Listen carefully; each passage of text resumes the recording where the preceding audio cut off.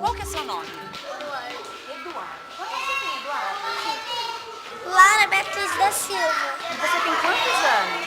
5. Quanto é assim na mão? Quantos anos? 5. Eduardo e Laura frequentam a Escola Municipal de Educação Básica Ouvenzílio, em Jundiaí, interior de São Paulo. Junto com os amigos, os dois vão brincar hoje de cama de gato. E mesmo sem saber, vão aprender matemática. A gente tem que pegar, um senta na frente do outro, a gente pega o bolo, joga pro amiguinho. Olha lá, 15 tá indo pra onde? Pro 16. Quem é o 16? É o Eduardo. Eduardo, pra quem vai? 17. Tá aí. 17, pra quem que você vai jogar? Depois do 16 vem o 17, que é o Kaique. E quem que era antes de você? Antes de mim era o Gustavo. Que número que era, Gustavo? Quem que é o 18? Você já achou o 18? Ah, o Victor. Victor, pra quem que você vai jogar? Pra quem? Ele falou que é para o 19. Onde está o 19? É o Lucas. Olha lá, Lucas. Segura.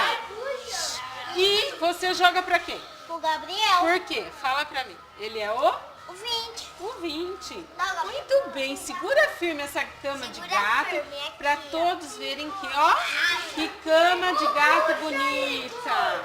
O objetivo é ampliar a sequência numérica mesmo, né? Porque eles já começam, desde assim, dos 3 anos, se vem para a escola, é sequência numérica, mas sempre no lúdico, na brincadeira mesmo, né? Você percebeu que foi uma brincadeira divertida e eles estão fazendo a sequência, diferente de ficar recitando, né?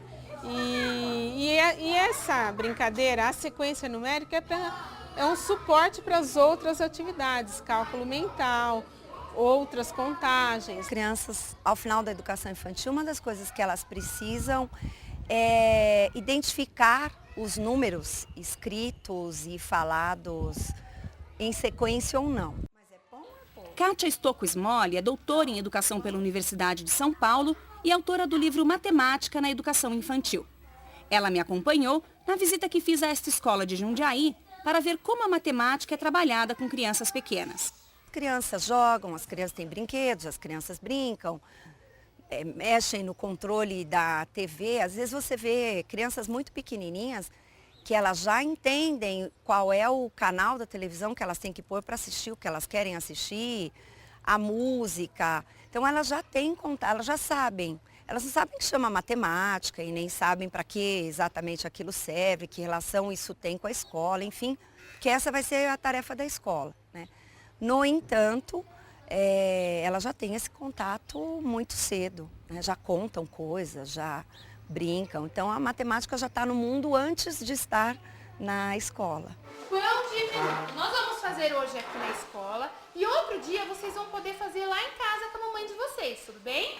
A Pro vai entregar para todo mundo acompanhar junto o que nós vamos fazer nessa receita, tá bom? A professora Cindy vai preparar junto com a sua turma de crianças de 4 anos de idade a receita de um pão.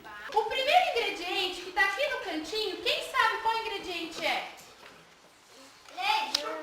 O primeiro aqui, ó. São 2 medidas, mas qual ingrediente será que é? Olha o desenho, farinha. Qual ingrediente estava escrito lá? 2 xícaras de farinha. Muito bem, João Pedro. 2 xícaras de farinha. Qual xícara dessas aqui será que nós vamos utilizar? A grande. A grande? E quantas xícaras dessa pequenininha será que nós vamos conseguir colocar dentro dessa grande? Se eu encher essa de farinha e colocar aqui dentro, vai ficar cheia essa? Não. Quantas xícaras dessa pequenininha será que a Pro tem que colocar aqui para encher essa? Uma só? Vamos testar? Ela vai basicamente trabalhar com medidas de capacidade e massa, né? As perguntas que ela fez dizem respeito à capacidade, quanto cabe. Depois ela vai trabalhar um pouco na hora que fizer a massa, explora leve, pesado, e as crianças começam com objetos que são do cotidiano. Então elas vão ver colheres de tamanhos diferentes, xícaras de tamanhos diferentes, elas vão ver que elas podem medir o leite usando as xícaras ou a caneca graduada. Elas podem medir a farinha usando colheres ou usando as xícarazinhas de medidas, que são objetos do cotidiano. Então elas exploram quanto cabe, onde cabe mais, onde cabe menos, estimativa de ordem de grandeza, quantas colheres eu preciso para encher uma xícara dessa. Isso faz com que elas estimem e avaliem que capacidade é uma propriedade dos objetos que podem conter algo, né? E depois podem medir para fazer a receita. Olha lá, qual ingrediente está faltando? O sal. Mas nós vamos colocar na colher grande ou na pequena? E se eu colocar o sal numa colher grande, esse pão vai ficar bom ou vai ficar muito salgado? Salgado. Então vamos pegar a colher bem pequenininha para colocar. As perguntas feitas pela professora fazem com que as crianças pensem para tentar achar uma resposta. É a resolução de problemas. A resolução de problemas, ela é uma das atividades mais legítimas da matemática. Então, toda matemática, ela tem uma organização pautada em resolução de problemas. Eu tenho um problema, eu vou atrás de resolver, modelo as situações e crio teorias matemáticas. Há problemas matemáticos que ficaram em aberto séculos. E a investigação daqueles problemas trouxe teorias novas, novos conhecimentos. Então, a essência, nós podíamos dizer que a resolução de problemas, solucionar problemas é uma das atividades mais essenciais da própria produção do conhecimento matemático. Então, a escola precisa levar isso em conta sempre. O Piaget traz uma contribuição muito interessante, porque ele diz assim, olha, para eu produzir conhecimento tem que haver um processo de desequilibração e reacomodação do conhecimento, falando de um jeito bem apressado. E quando ele traz isto, na verdade ele está dizendo, olha, quando o meu cérebro se encontra com alguma coisa para a qual ele não tem a resposta, ele se mobiliza na direção de resolver o desconforto que aquela situação criou. Então, desde sempre, eu preciso pensar que a resolução de problemas em matemática, ela não se resume a você me dar um problema e eu resolver aquele problema, e nem que todos os problemas terão solução, e nem que todos os problemas serão numéricos. Os referenciais curriculares nacionais para a educação infantil tratam da importância da resolução de problemas na matemática. Ao se trabalhar com conhecimentos matemáticos, como o sistema de numeração, medidas, espaço e formas, por meio da resolução de problemas, as crianças estarão, consequentemente, desenvolvendo sua capacidade de generalizar, analisar, sintetizar, inferir, formular hipótese, deduzir, refletir e argumentar. É uma concepção meio que generalizada entre quem ensina matemática, que eu só aprendo a resolver problemas depois que eu souber as 4 operações. Isso é falso, porque as crianças resolvem problemas toda hora. É que na escola, a professora aproveita situações ou propõe situações e deixa as crianças se manifestarem, falando, dramatizando, desenhando, e aí ela discute as possibilidades todas que tem de resolver problemas. Então é uma atividade bem essencial, que eu não faço só em números, é uma outra coisa que eu preciso cuidar. Se eu tiver blocos de montar, sei lá, imagina blocos em formas de cubo, eu posso pensar quantas torres diferentes com 3 cubos eu posso fazer, de quantas formas diferentes eu posso organizar essas pecinhas para formar um quadrado. Eu posso ter problemas quando eu jogo, então vai aparecer problema naturalmente. Você fez uma jogada com a qual eu não concordo, nós vamos ganhando autonomia para resolver problemas. A professora Selma brinca com sua turma de crianças de jogo da velha das frutas. Enquanto se divertem, elas aprendem a somar. Como que é essa linha, Vi? Você são os números que combina. Que combina? É? E como que é esse número? Onde que você vê esse esse número para estar fazendo? Conta. Tem. Ah, é uma conta? É isso, Você Vilma? faz a conta e depois você põe o quadradinho na conta que você fizer. Que conta que você fez para pôr aqui?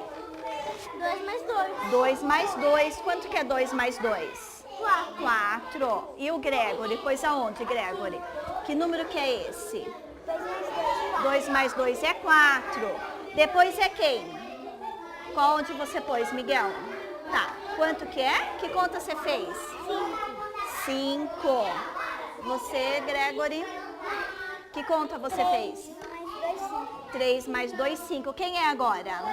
Miguel. Então vai, Miguel. Que conta você vai fazer agora? 1 mais 2.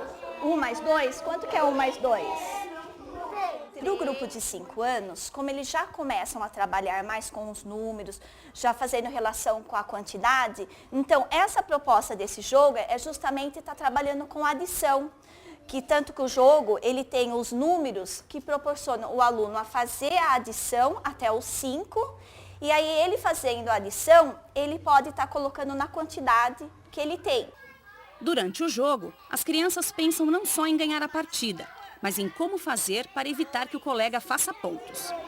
Por que você pôs aqui, Gregory? Você não quis deixar o Miguel ganhar? Por que o Miguel ia ganhar? Ele ia fechar a linha, então você... É um jogo de estratégia, porque não pode escolher qualquer número, ganha quem primeiro fizer um alinhamento de 4 fichas na horizontal, vertical ou diagonal.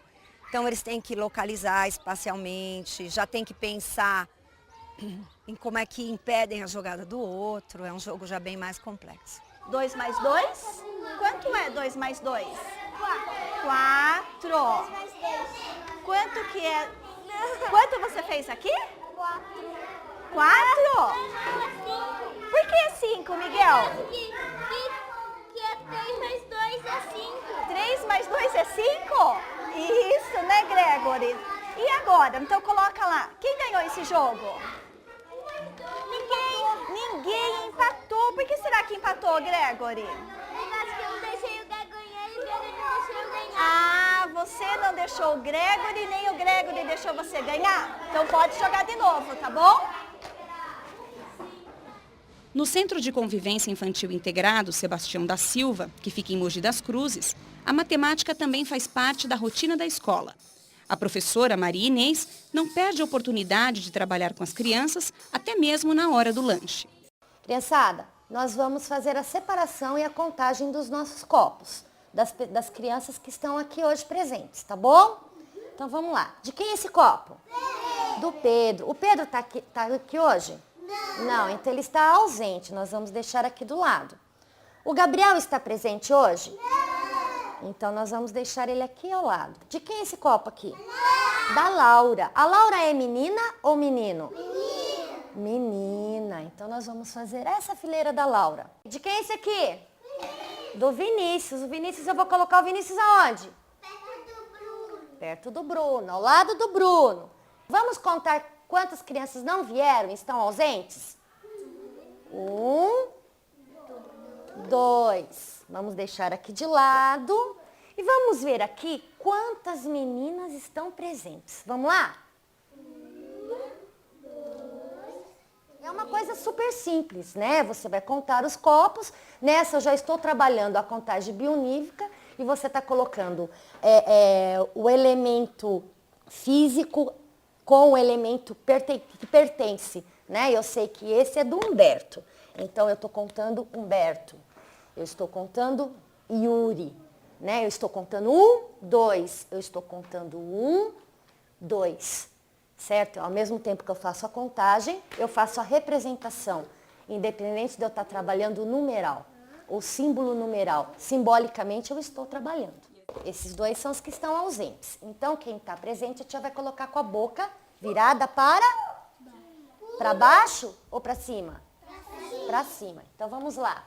1, 2, 3, 4, 5, 6, 7, 8, 9, 10, 11, 12. 12 crianças. Muito bem, certo?